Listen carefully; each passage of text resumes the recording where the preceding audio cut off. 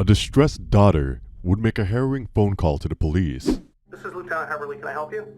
Hi, my name is Carrie. My friends called me earlier today and told me about my mom. And that she, I'm sorry. That's okay. I Take your time. called and told me that my mom hurt herself. Yeah, we are looking into it. And still with you now? Yeah, she's in my apartment. Michelle Nyrider would be discovered in a home by a neighbor in what would appear to be a tragic case of suicide. When police would arrive on the scene and take a closer look at the case, questions would begin to be asked. A daughter would eventually tell police a disturbing tale of having to choose which parent would live or die. For the many people in the surrounding community, it is a case they will never forget. We would like to send our condolences to the family and loved ones of Michelle Nyrider.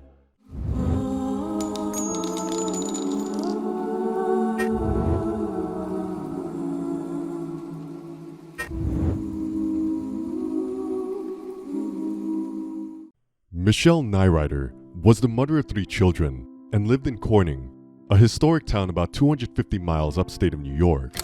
In 1989, while still in high school, she had met the attractive Lloyd Nyrider.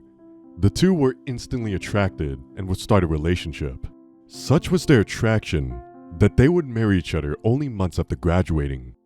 Michelle would move on to college where she would earn a master's degree in literature, and Lloyd would go on to attain a degree in electrical and computer engineering.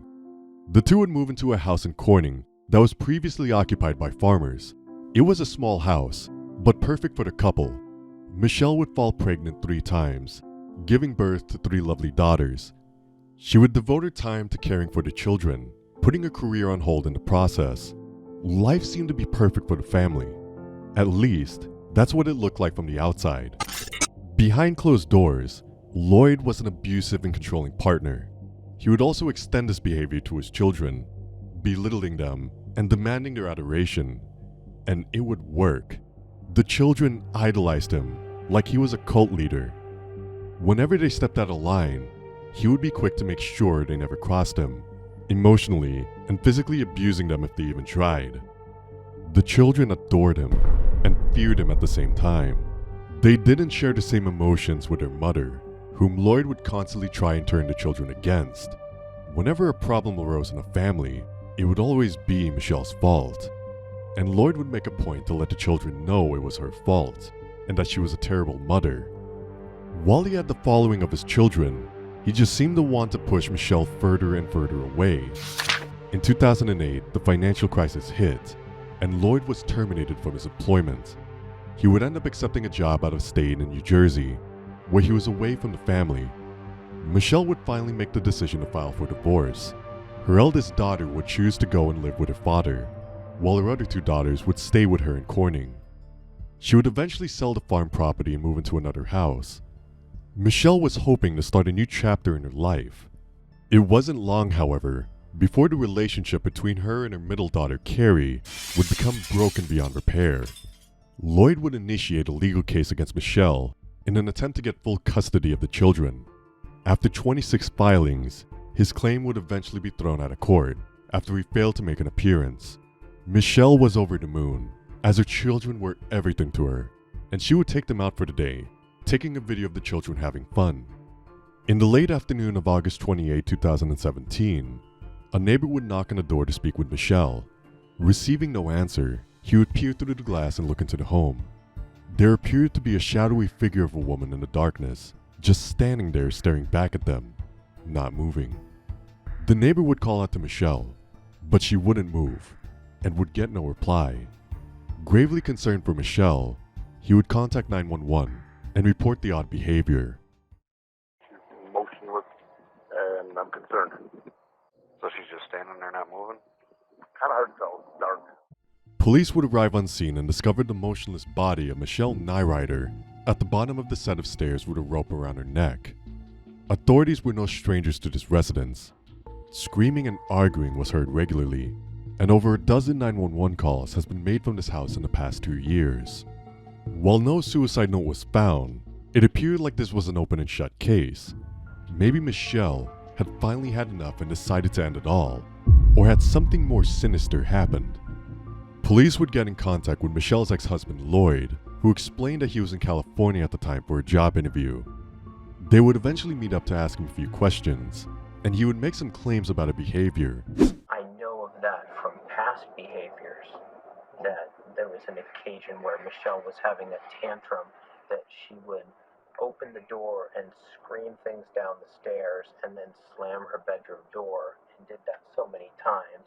She actually broke the door frame from doing that she was just completely out of control. He would make the remark that she talked about killing herself before, and he wasn't surprised that she had done it.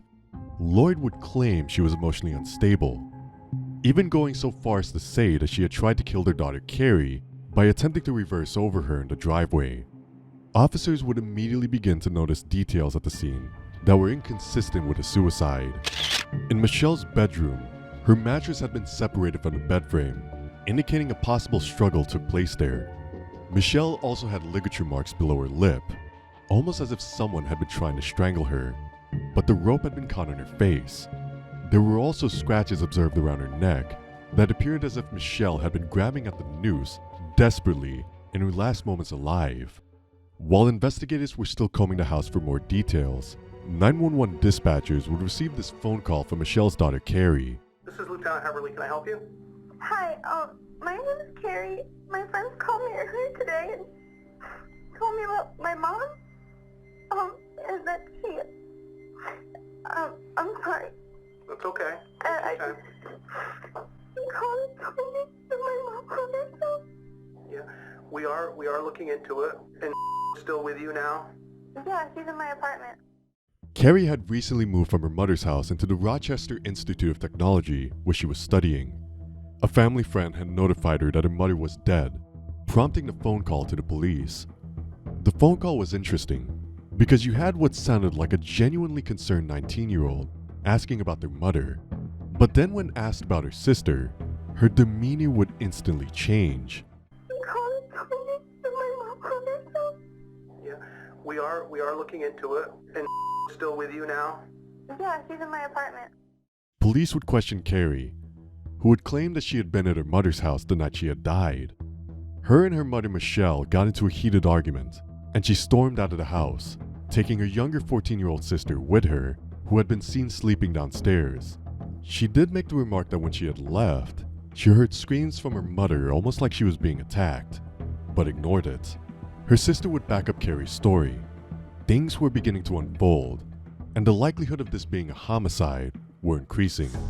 Police would obtain a wiretap to listen into conversations of Carrie and her father Lloyd. The conversations they would hear after Carrie's questioning would leave little doubt in their minds as to what really happened. Hi, sweetie. Hey, so I just got off the phone with officer whatever from the Corning Police Department. He called. He's like, oh, I just like to meet with people face to face as well. You know, I'd like you to not do that if you can avoid it. Tell him I'm sorry. I got a counseling appointment back in New Jersey tonight. I got to get to my counseling appointment. Tell him this has been really hard on me. Yeah. Could you cry? I'm like, You cry and say, I'm sorry, I have to go. God, it would be nice if it was just over. that would be the dream. Well, that's really all I got to suggest right now. Friends of Michelle would also contact authorities. They would claim that Michelle had asked them to look out for their daughters if anything happened to her. While they thought nothing of their comment at the time, they came to the realization that Michelle may have known that it was coming. Investigators would now look further into Lloyd Nyrider. They found that he was massively in debt, to the tune of over $100,000 in credit card debt alone.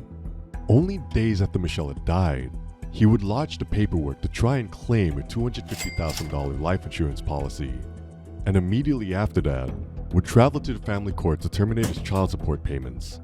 Police would catch him as he left the courthouse and take him down to the station for a formal interview. He would again claim that he was in California for a job interview when Michelle had passed away. After a bit of digging, police had found out that he flew to California on the Sunday morning and returned the same day. That would mean for the whole Sunday night when Michelle died, his actions could not be accounted for. Police were convinced that Lloyd Nyrider planned and carried out the killing of Michelle. They just had to prove it.